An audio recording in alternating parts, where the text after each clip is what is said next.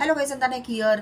आज मी व्हिडिओ बनवत आहे ITR फायलिंगसाठी जे फायनान्शियल इयरचं स्टेटमेंट लागतं त्यासाठी बहुतेक बँका या चार्ज फायलिंग म्हणजे चार्ज घेतात तुमच्याकडनं 100+ GST. म्हणजे 40 जर ट्रान्झॅक्शन तुमचे झाले असतील. आता तर GPay झाल्यामुळे भरपूर ट्रान्झॅक्शन होत असतात, त्यामुळे तुम्ही एवढं ते सगळे घेऊ शकत नाही.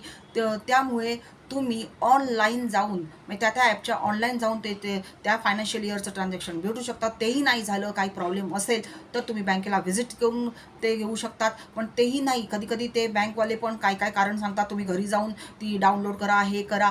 तेही नाही झालं तर बेस्ट वे, नाही तर ते चार्ज मारतात. असे कितीतरी, समजा 1000 ट्रान्झॅक्शन असेल तर 110 गुणिले कितीतरी, म्हणजे 118 गुणिले किती म्हणजे अराउंड 1000च्या वरती तुमचे पैसे होतात. ते वाचवायचे असेल तर तुम्ही जस्ट कॉल सेंटरला फोन करा. विदिन द मिनिटामध्ये तुमच्या ईमेल ID वर ते फायनान्शियल स्टेटमेंट तुम्हाला